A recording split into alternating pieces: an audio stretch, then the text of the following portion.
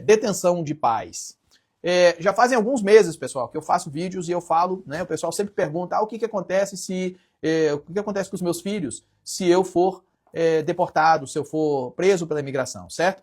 Bom, eu sempre falei que é um direcionamento de procedimento do ICE de fazerem de tudo, primeiro, para evitarem a separação, se possível, e segundo, para que crianças onde os pais são presos, essas crianças sejam colocadas na custódia temporária, ou pelo menos no cuidado temporário de terceiros, de preferência recomendados pelos pais, ok? Porque muita gente tem medo, fala assim, ai meu Deus do céu, vão tomar meus filhos, isso é papo furado, tá? Isso é papo furado, pode escrever aí, inclusive depois pode fazer um corte nisso aí, ok? É mentira que se você for colocado em deportação, você perde os seus filhos. Isso não é verdade. Pais não perdem os seus filhos porque são colocados em deportação ou deportados. Nenhum pai perde o seu filho. Não, você pode perder o seu filho se você abusa do seu filho. Você pode perder seu filho se você negligencia criminalmente o seu filho ou alguma coisa assim. Aí você pode perder o seu filho. Mas aí não é por causa de imigração.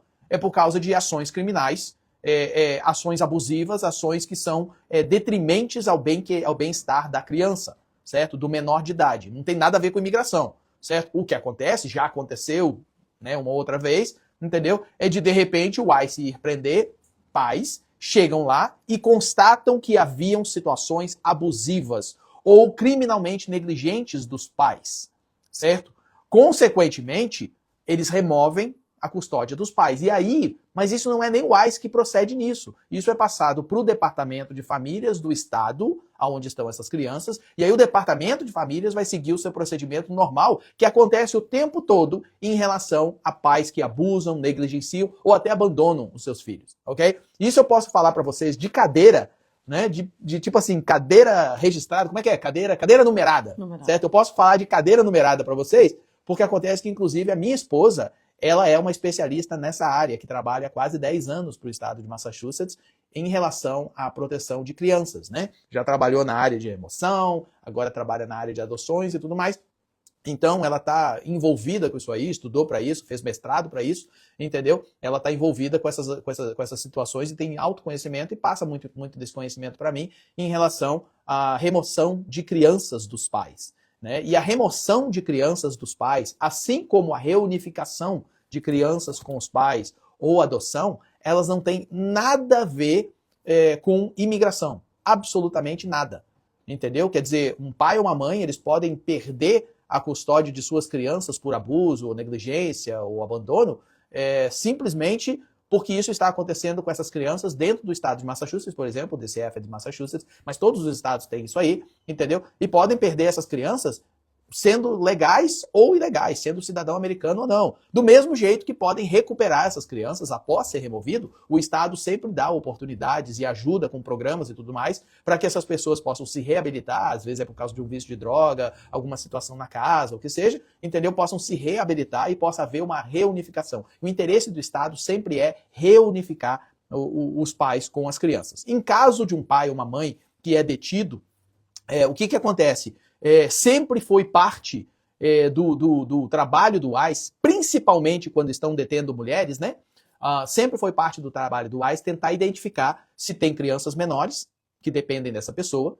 E aí, se tem crianças menores, durante aquela abordagem e todo o processamento para prenderem esses pais, o que fazer com essas crianças? Se tem uma pessoa, um terceiro ou um familiar, que essas crianças possam então ser colocadas aos cuidados desse indicado, vamos dizer assim, ok? Inclusive, eu comentei sobre isso, e eu acho que talvez tenha passado meio despercebido, mas quando houve aquele furor todo lá nas ruas de Worcester, né, quando o ICE foi e prendeu um pai de família, no outro dia voltou para prender a mãe de família, o ICE ficou lá, naquele local, por mais de 1 hora. Foi isso que possibilitou, inclusive, que uma vereadora fosse até o local, tentasse interferir com as ações. Foi isso que possibilitou que houvesse um ajuntamento de moradores da região e gente de outros lugares viessem. E foi isso que propiciou que o próprio ICE chamasse a polícia de Worcester para ajudar eles. Por quê? Porque eles estavam lá para prender uma mãe de família. Só que quando eles chegaram lá,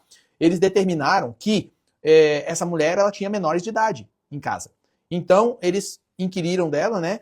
sobre a possibilidade de ter um vizinho, ter um familiar que poderia ficar com essas crianças, e ela declarou, a gente sabe hoje a história, né, de que ela declarou que ela tinha uma filha de 21 anos de idade, entendeu, que ela podia ligar. Então ela ligou para essa filha de 21 anos de idade, e essa filha de 21 anos de idade, que inclusive é a mãe do bebezinho que aparece na cena, né, que causou todo o problema, não causou, mas resultou em todo o problema, né?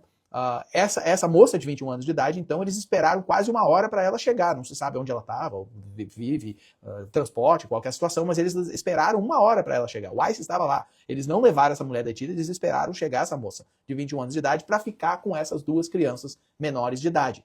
Ok? Isso é operação normal do ICE. Então, o que aconteceu? O ICE lançou ontem ou antes de ontem, né? Um memorando, ok? Atualizado, reafirmando esses procedimentos, reafirmando a necessidade de, no primeiro contato, o ICE já identificar se tem menores de idade que são dependentes dessa pessoa sendo detida. Primeiro ponto. Segundo ponto, se há necessidade de deter essa pessoa, né, ou colocar sob guarda.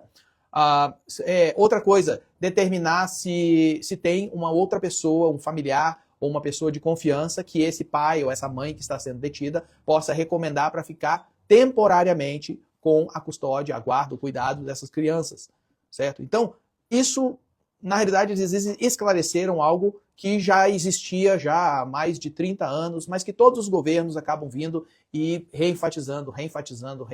Então, isso é uma notícia muito boa para os pais, né?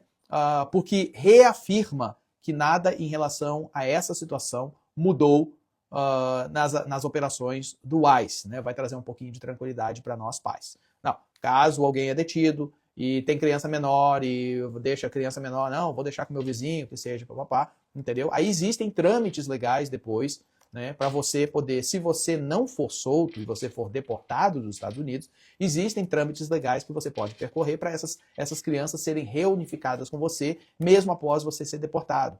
Certo? Recentemente, inclusive, uma colega da minha esposa viajou com crianças na Romênia, né? Viajou para levar essas crianças na Romênia para reunificar com a família lá, né? Acompanhou essas crianças na Romênia. Teve uma outra situação que uma colega da minha esposa viajou ao Brasil justamente para reunificar duas crianças com a família do Brasil. Minha esposa quase teve que ir, na última hora ela conseguiu que uma outra pessoa fosse, e é acompanhado, é tudo feito pelo Estado, é tudo feito legalmente, né? Então, só para você saber, a primeira coisa que eu queria era realmente colocar um pouquinho de paz no coração de vocês, pais, que se por acaso acontece de você ser detido, ok?